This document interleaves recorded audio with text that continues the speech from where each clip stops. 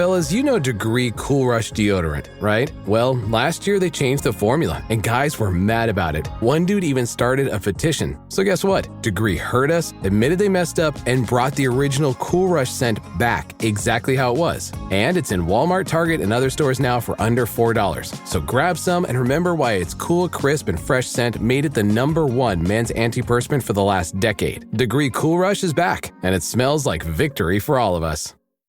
Auto insurance can all seem the same until it comes time to use it. So don't get stuck paying more for less coverage. Switch to USAA Auto Insurance and you could start saving money in no time. Get a quote today. Restrictions apply. USAA. Hilton brings you new ways to stay. With experiences that let you capture the glory days. Introducing the Graduate Hotels. Each inspired by local college towns, these stays are always original and never boring. Get in touch with traditions all across the country and enjoy a stay that's a class above the rest. Book at Graduate Hotels with Hilton Honors Points at Hilton.com. It's a win-win. Hilton, for the stay.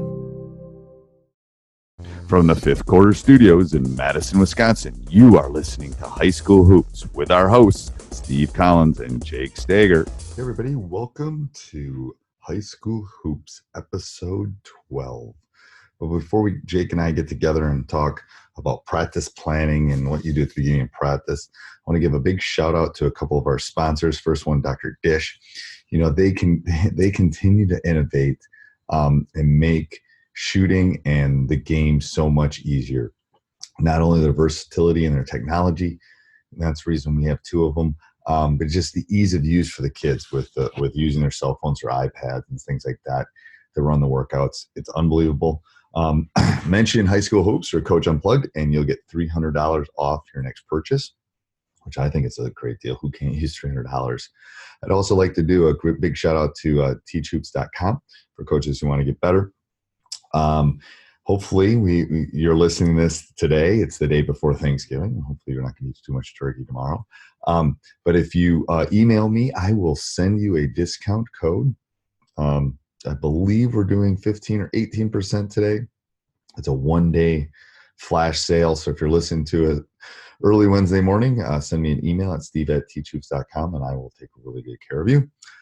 So let's head off.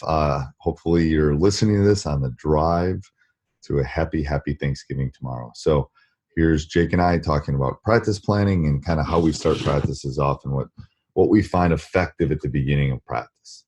Here we go. All right, episode 12 of High School Hoops. All right, what are we talking about this week, Coach?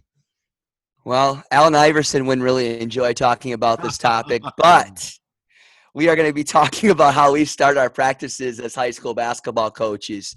It can look a little bit different amongst the freshmen, JV, and varsity, but I really don't think that much in a sense because there's some commonalities of what you can do to start your practice off.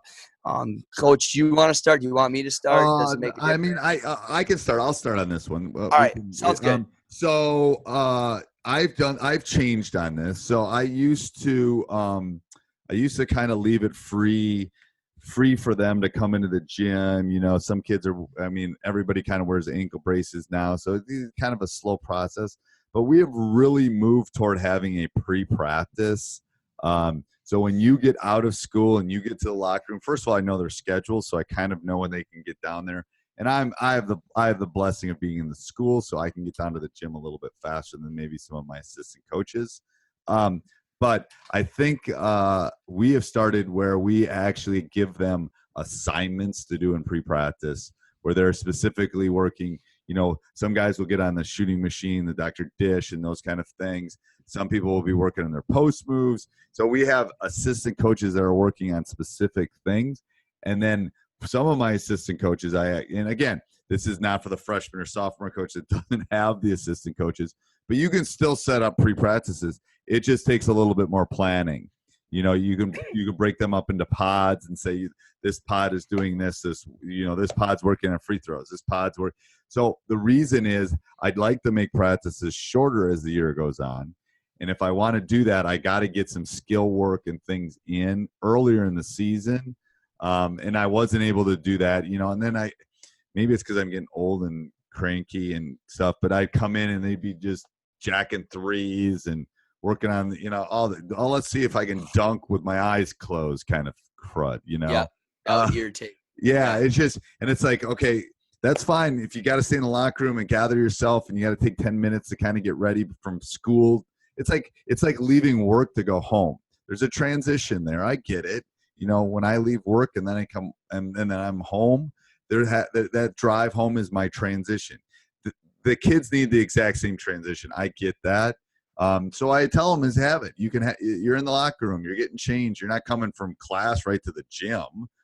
I mean, you got to put your practice, you got to put your shoes on, all that kind of stuff. So that's your transition. Figure out, well, how much time, and if you got to go to the bathroom and do that. But when you walk into the gym and those doors open and then you're in the gym, then we're starting. We're going to work on specific things, tasks at that point. So that's where my pre-practice has kind of changed over time. And part of that was, I think, that I needed that transition from teaching to getting, and that in that 10, 15 minutes was more my transition. So what I do now is I don't really come down to the gym until I'm ready to rock and roll. So, and luckily I have an assistant coach that was able to open the gym up. I'm not sure how that's going to change this year. But anyway, so how do you do yours, Coach? Well, I start every practice with dynamic stretching. Okay. So how we warm up. So that's even so when you get there and you're not even talking about a pre-practice. So I was talking about pre-practice. Okay. Right. So your first thing when you're there and you're hitting the ground running is a dynamic stretch. Always. Okay. It's always, I think it's a great opportunity for them to get their talking out a little bit, to get their mind a little bit, for me to get look over my practice plan, talk to my assistant coaches, make sure my manager's bringing out my clock, those type of things. I try to make it a little fun. Like I play music, get some pumped up a little bit, get some loose. It's a good way to get motivated, and that's I always start every practice with dynamic stretching. Okay. When it comes to that, mine has changed throughout the course of the years as well, depending on what team I have. I really like to start with something with passing or some type of sequence to get their ball and their hands warmed up. Yep. So like a perfect passing, a star passing drill that leads to finishing, the Argentina passing drill. One that we did this year at the college that we started every practice with, we would always do dynamic stretching to the speed drill, which is like a full court finishing drill. We tried to, as a team, every day to get better at it. But that was our game. That was our system. So that made sense for us to start our practices with that, because it really set the tone for the day, because that was just how we played basketball last season. Right. When I was my last season of coaching high school, we didn't have a point guard. We had a freshman point guard, and we needed to learn how to take care of the basketball. So my assistant coach always just led us in ball handling. We just always, it was a must for us every single day, because we needed to work on it, just because we didn't have a lot of good ball handlers. So we try to maximize that every kid could be able to handle the basketball through the course of the season. One thing fun that we did this year, though, at the college, and something you can think about, is when you have a lot of off days, it's really fun. We did a week of team building finishing drills, where one guy would be doing the finishing and everybody else was cheering him on. Time to take a little break, within your start of your practice, and really, get out the pads. And there was a different type of finishing drill each day, and you had 12 guys standing around there cheering him on as the other guy was going through the gauntlet. It was a good way to 10-minute warm up, but it was fun. I mean, it was something I'm going to do every day, but there's sometimes in the season where you have lulls, where you have a week off. Maybe you want to do 2 team building drills, or it doesn't even have to be basketball related. You could do something else within team building. I think it's a great way to start practice if you can as well. Go ahead.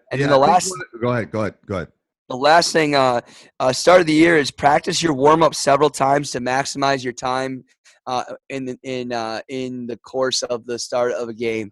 Because in the state of Wisconsin now, it's 15 minutes, and man, does that go quick. It does. And if you can teach them to be able to go from boom, boom, boom, boom, boom, and you don't have to lead it, because you got to get on there and you got to get your roster out there. You got to get your mindset as a coach. You want to be talking to your assistant. 15 minutes goes really fast. It is crazy fast. Yeah. I'm not a big fan. Yet another. It is very uncomfortable for me still. To the 15 minutes. I hate it. It's just not enough time. It's not.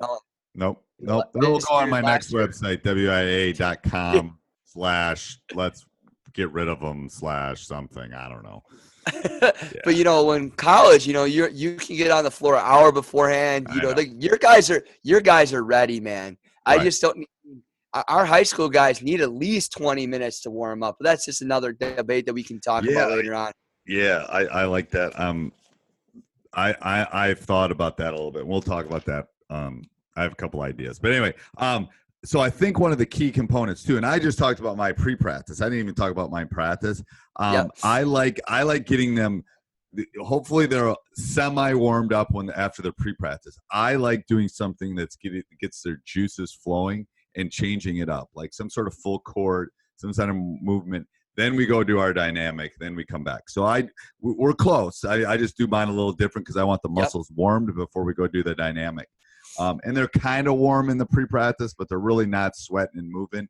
I want to do something where they're just, they're going 80%. They're kind of moving, and then we go do our dynamic, and then we get into practice. But I think the key is, for all the coaches listening, is it's really going to depend on your program and your kids on what you're going to do at the beginning of your practice. You were reading your college team. Here's what we needed after having long breaks, or here's what we needed for this. And it goes again. I read my team. Like last year's team, this year's team is going to be a pretty good shooting team. Last year's team, we had a problem putting the ball in the hole. So we spent a lot of time in pre-practice in that as the season went along, getting shots up. How could we get reps? What kind of shots are we getting in our offense? And those kind of things. So I think as the coaches that are listening to this, you really got to think about your individual team. How are they going to use the pre-practice, the dynamic, the first couple things you do to get ready? Because you're setting the tone. It's like the quote-unquote warm-up when you do that in a classroom. Like when my kids walk into the math classroom, what are we doing to kind of get our brains working? What did we do yesterday? How are we kind of correlating it to the stuff that we're going to do today? I think you make a good point, too, about addressing your team is those things that you need to really work on. Make sure you start with those in practice. Because as the season goes on, if you save those for the end of practice and you're working with the scout team, that stuff is never going to get done. Because you're always going to have a plan, and that stuff's going to get cut out at the end. Yep. And so I think it's really important for our listeners to know, those couple things that you need to work on a daily basis, have them in the start of the practice so you can get them done. Well, I think that can be a future podcast too, Coach. I think we should. I think maybe even in December or something, we should talk about practice planning. Obviously, we can't do that much of that in 20 minutes, 10, 15 minutes. But I think a lot. It is a lot, and I think it would be better than us talking about practice planning now when some people aren't into the season and aren't into the that post-Christmas kind of, what's going well with practice planning, what's not going well. I think that would be something really good to talk about. Okay, I wrote that down too. Good, awesome, and I just put it on we have a Google shared thing that we're doing. So when you see me, when you hear a pause or you hear typing, it's usually me like, oh crud, because I'm old. And if I don't write it down, that's why I decided to help you out with the Google Docs. So you can just add as we're going. Yeah, it's perfect. It's great ideas, and we forget about it. Now we can So I wrote the practice plan. I think would be great. Keep that going, so that'll keep our show nice and fresh and ready to go. Yeah, and we start thinking of stuff. And if anybody has any ideas, you can send me an email at steve@teachhoops.com, and I will definitely put it in. All right, Coach. Until next week. All right, thanks. All right, see ya. Hey, everybody. I hope you enjoyed that episode of High School Hoops. I know how much I did. Make sure you go over and check out teachhoops.com for coaches who want to get better. 14-day free trial. It's got everything you need to become a better coach. I started it for the reason that I was looking for help. I was looking for things on the web. Everything was so noisy out there. And that's the reason we started teachhoops.com. So go over and check it out. 14-day free trial. All right. Don't eat too much turkey in a while. Bye-bye. This podcast is part of the Sports Social Podcast Network.